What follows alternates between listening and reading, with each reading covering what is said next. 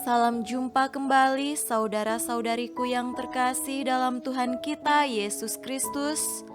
Salam sejahtera untuk kita semua. Berkat Allah yang Maha Kuasa senantiasa menyertai kita. Marilah kita mendengarkan dan merenungkan bacaan-bacaan kitab suci hari Kamis tanggal 18 November tahun 2021. Bacaan pertama dari kitab pertama Makabe pasal 2 ayat 15 sampai 29. Kemudian para pegawai raja yang bertugas memaksa orang-orang Yahudi murtad datang ke kota Modein untuk menuntut pengorbanan. Banyak orang Israel datang kepada mereka. Adapun Matatias serta anak-anaknya berhimpun pula.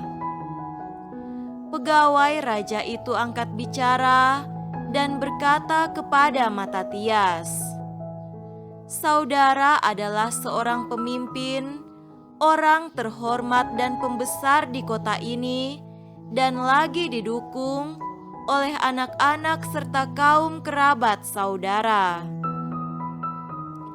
Baiklah saudara sekarang juga maju ke depan sebagai orang pertama untuk memenuhi penetapan raja, sebagaimana telah dilakukan semua bangsa, bahkan orang-orang Yehuda dan mereka yang masih tertinggal di Yerusalem. Kalau demikian, niscaya saudara serta anak-anak saudara termasuk ke dalam kalangan sahabat-sahabat raja dan akan dihormati dengan perak, emas dan banyak hadiah." Tetapi Matatias menjawab dengan suara lantang, "Kalaupun segala bangsa di lingkungan wilayah raja mematuhi Sri Baginda dan masing-masing murtad dari ibadah nenek moyangnya, serta menyesuaikan diri dengan perintah-perintah Sri Baginda, namun aku serta anak-anak dan kaum kerabatku terus hendak hidup menurut perjanjian nenek moyang kami.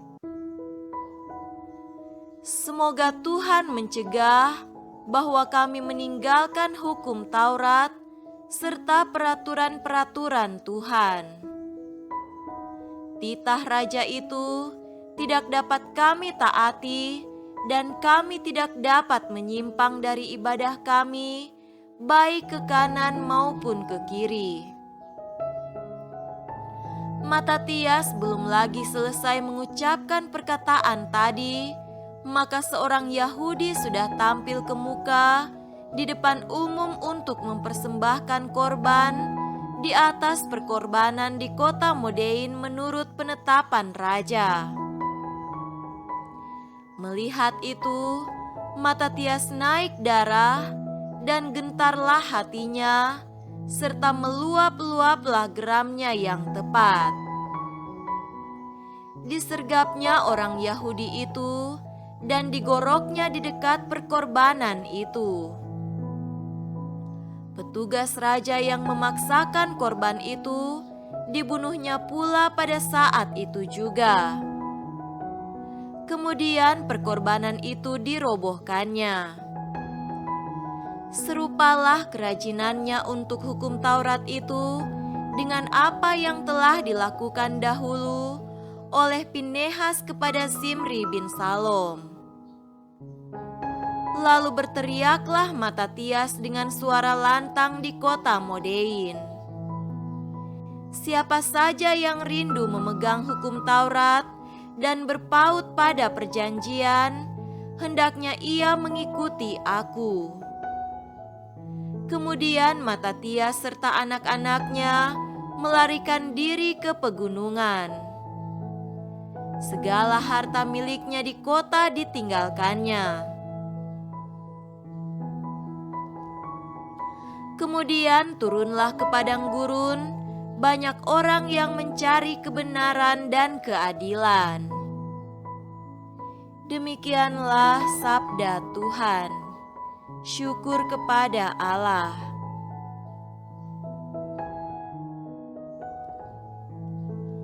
Tuhan beserta kita, sekarang dan selama-lamanya.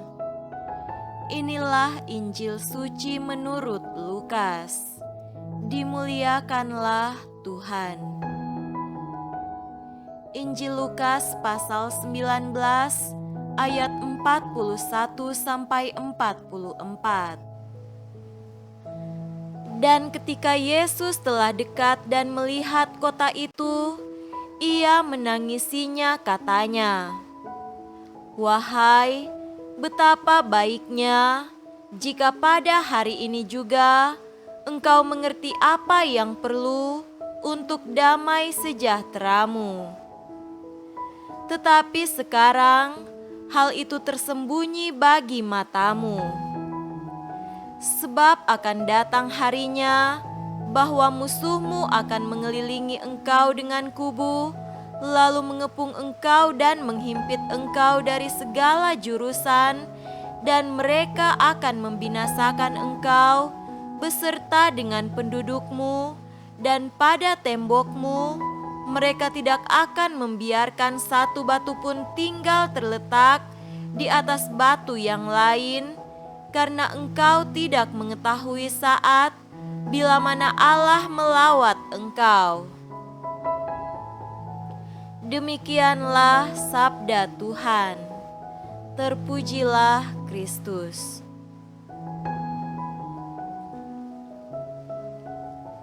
Saudara-saudariku yang terkasih dalam Tuhan kita Yesus Kristus, tema renungan kita pada hari ini adalah keprihatinan dan kenabian.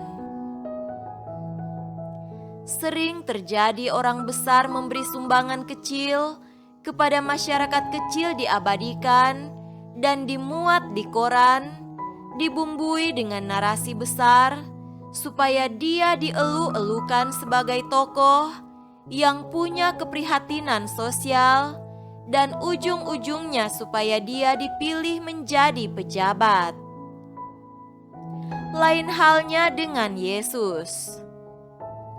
Ketika Yesus masih di luar kota Yerusalem, sambil naik anak keledai, mendekati kota dan dielu-elukan sebagai Raja Damai oleh banyak orang, termasuk para peziarah, dari kejauhan Yesus melihat kota itu dan malah menangisinya. Mengapa? Karena dua hal.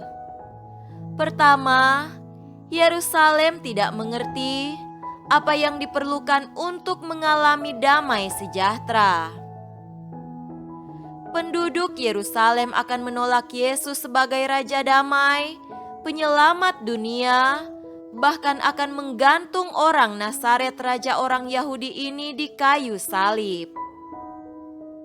Kedua, Yerusalem dilihatnya akan hancur berantakan karena Yerusalem tidak setia sebagai kota damai, malahan terlibat dalam perpolitikan dunia, dan kelak akan dihancur leburkan oleh kerajaan Romawi.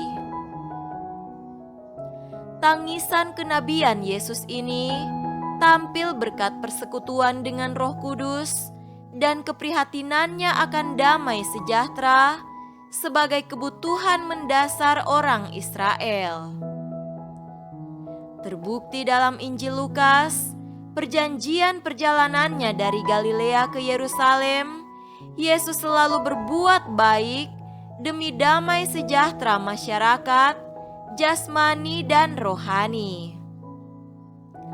Saudara-saudariku terkasih, sebenarnya orang Kristen dianugerahi bakat keprihatinan sosial, mempunyai kecenderungan untuk memperhatikan dan menolong sesama, siapa saja, apalagi yang sangat membutuhkan, baik yang besar maupun yang kecil.